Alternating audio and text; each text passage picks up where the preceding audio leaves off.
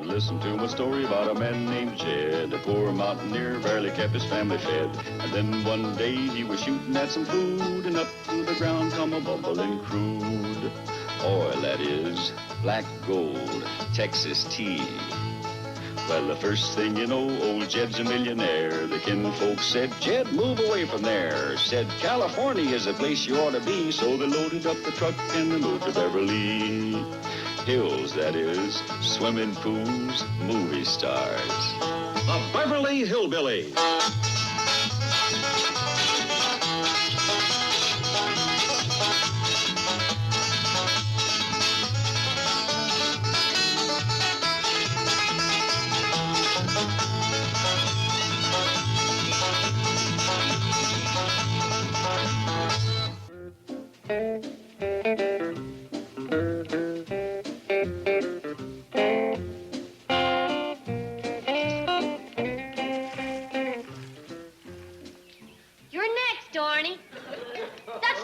Archibald, I'll get to right and comb your hair. Oh, honey, Paul.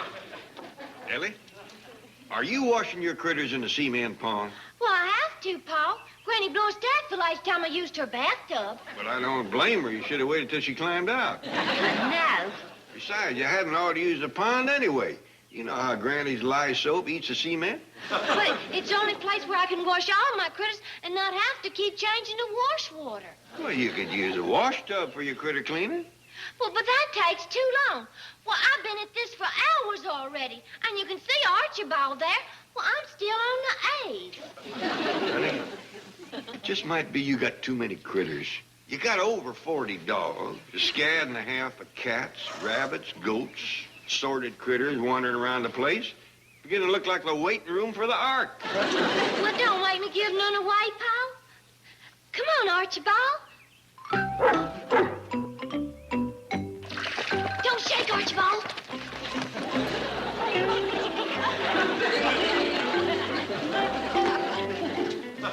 Archibald holds an awful lot of water.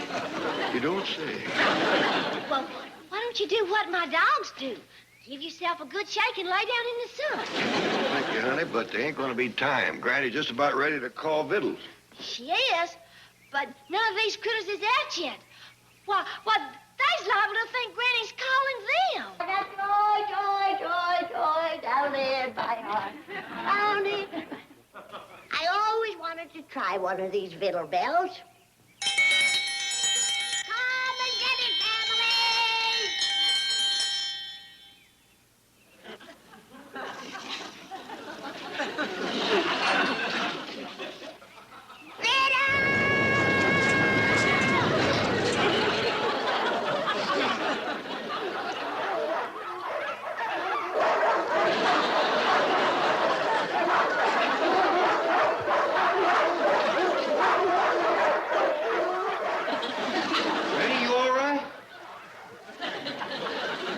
Don't bother about me. Go after our cattle. Granny, we ain't got no cattle. I know. The rustlers just stampeded off all 3,000 head. It was Ellie's dogs on the way to the kitchen. They may have been Ellie's dogs going in, but there's going to be hot dogs coming out. Granny, that's man's best friend. Maybe so. But they sure got it in for us old women. I don't want to see you getting upset again. You wait here while we go and check and see there's no dogs in your kitchen. Well, if they is, there's going to be wearing buns, mustard, and relish. At least there ain't no dogs in here. You can thank me for that. I thought fast and got him into the storage room yonder. Good thinking, Jethro. How'd you do it? I just used my head. Went in there and hollered, "Vittles, dogs, come get vittles." Granny, get out of their way. Looks like she made it, Paul. I don't see nothing out there but dogs. Dogs and that old sack of flour they's jumping over. That old sack of flour is your granny. That cares you, kid. Them four-legged flea farmers run over me without so much as a by your leave. Looks like you've been knocked clean out of your boots. Keep laughing or you're going to look that way, too. They must have got carried off in a rush. Now, where's your glasses? I don't know. I can't find them without my glasses. Well, don't be angry, Granny. Look, Calvin found don't you, Boo? And it's a good thing he did. And here comes Letitia with your glasses.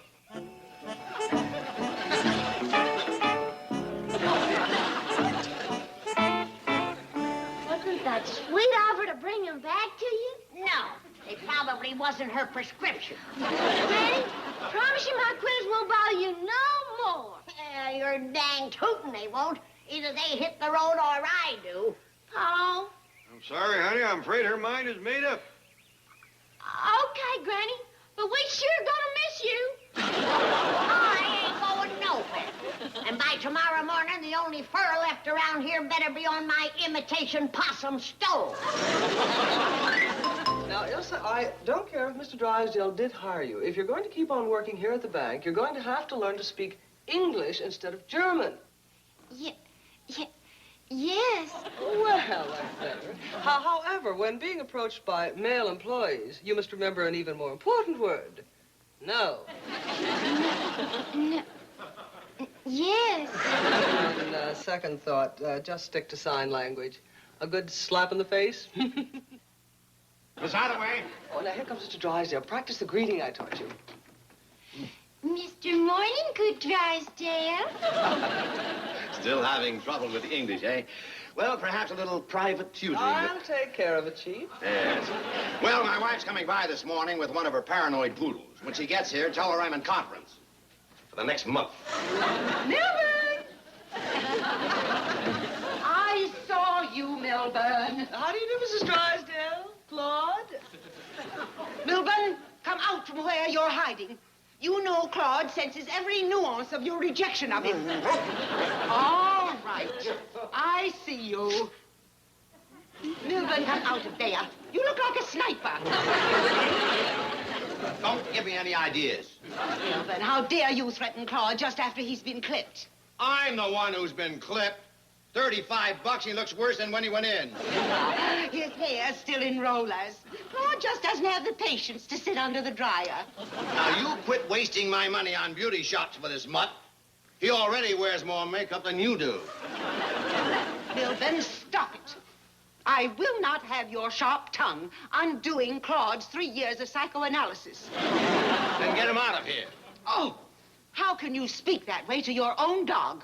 I think the only creature you care for is that Clampett animal. I like Duke. I was talking about Jed. I'm busy. Oh, you bourgeois merchant. A haircut always depresses Claude, and I brought him here for a pick-me-up. I'll give him one. I'll pick him up and throw him right out. You have insulted your child for the last time. For the last time, he is not my child. He's not even my dog. Very well. We'll see how your love for animals springs up when I tell the city dog catcher how many unlicensed dogs there are at the Clampetts. Oh, Margaret, no. And I hope he has room in his truck for Granny. Oh, please, Margaret. Claude, don't waste your breath apologizing to us. We have neither the desire to listen nor the time. Claude is late for his dancing lesson.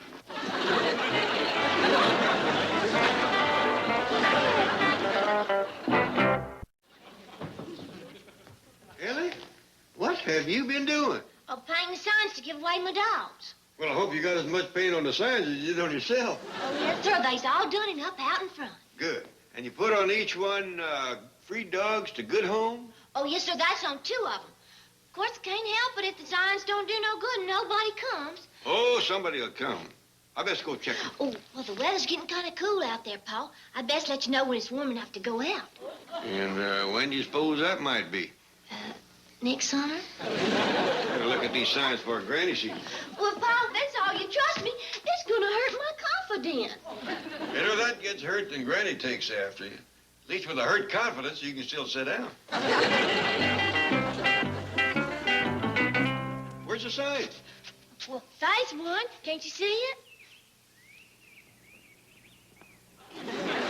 Ellie, the only way anybody could read that from the car is if they drove right through the front door. And it ain't only too small. It don't spell nothing. The letters is all backwards. Well, they ain't if when you hold them up to a mirror. All right, Ellie, I'll put up the signs. You and Jethro drive down to the pet shop and see can they take some of your dogs. Oh, Paul. Now go on and don't you worry. Whilst you're gone, I'll try talking Granny into letting them stay. Do you think you can? Maybe, but it's going to be harder than giving a bath to a bobcat. Oh, Granny, nice to see you in such a good mood. Well, anyway, I'd like to have another little talk with you about the critters. I've said all I'm gonna.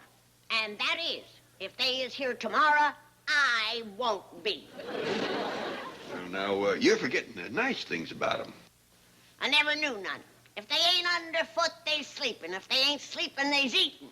They sound a little like Jethro, don't they? I have to put up with it from him. He's family. But I don't from critters. Ah! There's one now. I believe he's helping you with your dusting. I don't need no help with my housework. Besides, he's doing a sloppy job. Look yonder.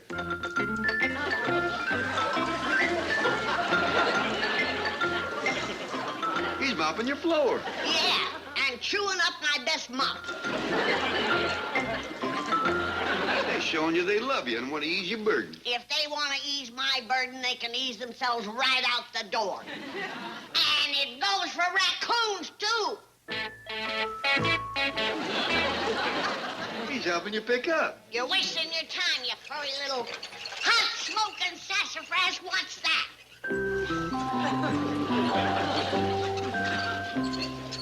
We love you, Granny. Granny is dog's best friend. Now what do you say? All right, I'll give them one more chance. The critters can stay. Granny, you got a soft heart. Yeah, and a head to match. You'll be glad you changed your mind. Oh, I am already. I think I'm going to cook up a special treat for all them darling little varmints. I'm getting kind of hungry myself. I'm going to fry up some fish heads and throw in some goat tripe and some gopher. I can hardly wait to dig in. That's what I'm giving the dogs. I'll fetch you a piece of cake. Ellie, when did you and Jethro get back from the pet store? Oh, a little bit ago. Why, he's waiting on the truck around the corner. Run out of gas? Oh, no, sir. Hey, did Granny fall for my critters' tricks and my signs and all? Oh, well, I'm relieved to know it was you who was behind this. I hate to think it was your monkey, Bessie, that thought it all up. Oh, no, sir, I thought it up. She just painted the sign. Well, yeah, your granny melted like a snowball on a hot griddle. You mean all my critters can stay? Well, Miranda and Esmeralda and Aubrey and Elmer and Letitia and Forley and Lori and Natalie. Ellie, you go enjoy them. By the time you're all through naming them, Granny may have kicked them out again. Ellie, I'm tired of waiting. Why didn't you come in with Ellie? Well, you explain, Jethro. I gotta go tell Bessie that Granny ain't mad no more.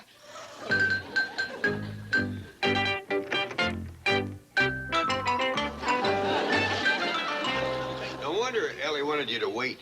Any more of her dogs around the truck and folks would think it was a butcher wagon. Yeah, driving home from the pet shop, I pretty near got licked to death. Wait a minute. I see some strange faces. Are you sure these are all the same dogs you left here with? Heck no. We left here with none. None? Yeah, these is all new ones Ellie bought at the pet shop. Said she couldn't stand to see them in cages. Good thing Granny's got over her mad about critters. Down in my heart. Down in my heart. Jed, come get your cake. Fiddle! Wait, he didn't mean you. Stop. Hold it. Granny. Mark my words. If I find one critter still around here by sundown, I'm gonna make a rug out of him. I don't think Granny's over her mad yet. Good thinking, boy. Now I know what they mean about a place going to the dog. Mr. Drysdale, Miss Jane. Oh, hi there, Fifi. Well, May. What is it, Ellie? Oh, Jethro just dropped me off. We've been driving around looking for a nice place away from the house to keep my dogs. Well, that's a good idea, Ellie. Yeah, but we ain't having no luck. Well, did you try a boarding kennel? Oh, I couldn't lock 'em up nowhere. I'm afraid that's the only place you're going to find. Well, unless you want to keep them here in my office. Oh, thank you, Mr. Drysdale.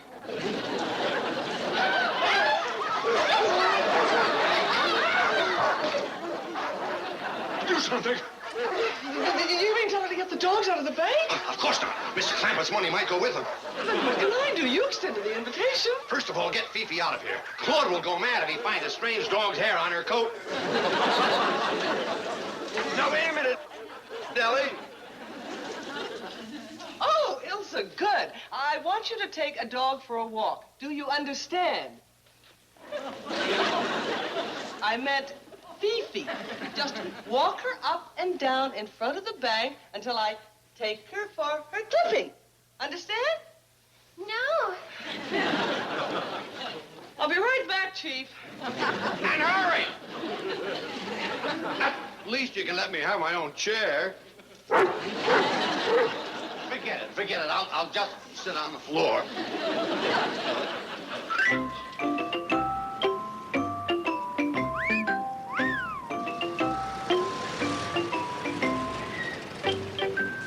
Howdy, Elsa. 73 million. Thank you. It must be true about clothes making the man. Put on a new shirt this morning, and already I'm causing a stir. Ich verstehe nicht. Say, your English is getting real good. No. I come by to pick up Ellie, but what about you and me going for a ride first, huh? Oh, no. Wait, hour one. Clip Fifi. An hour to give a dog a haircut? I seen how they do that in the pet shop. Come on. Howdy, Mr. Drysdale, Miss Jane. What you doing down here doing business hours? Mr. Clampett, Granny, the Commerce Bank is now in chaos. Oh, you opened up a new branch, huh? Congratulations. You don't quite understand. Mr. Drysdale means that Ellie's bringing her dogs to the bank is causing a bit of trouble. Oh, I'm sorry to hear that. Oh, no. Don't be offended. We'll make room for the little darling. I'll put Miss Hathaway's desk out in the parking lot. Oh, no, I mean, I'm sorry. Ellie brought the animals down there. She was supposed to find a place to board them. I'll board her when she gets back. Well, I can appreciate Ellie's not wanting to have the dogs locked up. Well, I couldn't stand for them to be put in a pound someplace like that neither. But if they can't stay here, and she won't find a place to board them, well, then I reckon we gotta give them away. Mr. Clampett, look what Jethro did to my Fifi. I'd be happy to, ma'am, but I don't even know what your Fifi is. This is Fifi, you clod. Look at the way Jethro clipped her. I'm sorry, Miss Drysdale. Looks like the boy cuts hair the way he cuts meat. What do you mean? Jethro is a genius. Fifi is the first dog in her block to have a psychedelic hairdo. Speaking of hair, I think you flipped your wig. Oh, you. Just wait until you see your electric razor. What? Jethro used it on Fifi, the new one on your desk. Oh, she must mean the shaver the Bankers Association gave you for being Fleecer of the Year? It's time for Fifi's sauna bath. Do thank Jethro again for me. Margaret, a sauna bath? Later, Milburn. I must be off. She's off, all right. I just hope she's not dangerous. Well, now the only critter problem you have is with Granny. Don't worry. I reckon there's enough problem there for everybody. Ready? For the last time, why don't you let the critter stay another week? It won't be no skin off your nose. I ain't taking no chances. I've already lost enough skin to him. And not off my nose, neither. I declare, it's easier to change the weather than your mind. Ellie got the dogs ready? Yeah, Jethro's got the sign out front, too. Good. Bow, won't you bow? Don't go stepping in the mud. Bye now, my little friend. Now, don't y'all forget to ride. Ellie, I wouldn't count on that last. Just a paw print on a Christmas card. Okay, I got the sign up. Free dogs to good homes. Did you paint a big one? Yes, ma'am. 8 by 12 feet. I used one of the garage doors. When you put it back, can you see it from the street? Oh, yes, sir. It's real close to the street. As a matter of fact, it's blocking the street. Leastways it was. Okay, Granny. They's all ready to go. Hey, how about me giving Archibald a haircut? We don't want people to think he's a hippie. Get it, boy. We seen a sample of your work. Which one you want to give away first, Granny? I don't know. Well, look 'em over.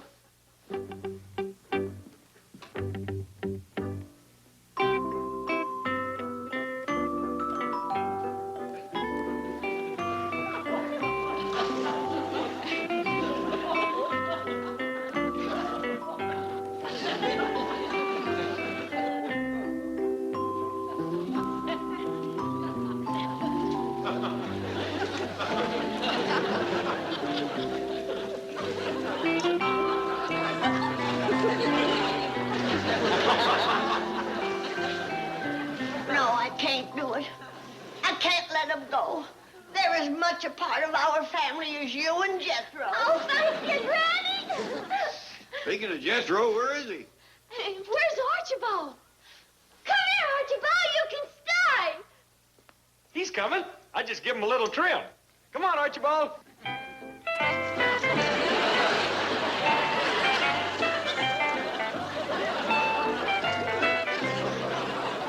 This was what was under all that hair. Archibald! You're bald! Oh, I'm gonna get you! No, wait, Papa. Granny, Granny!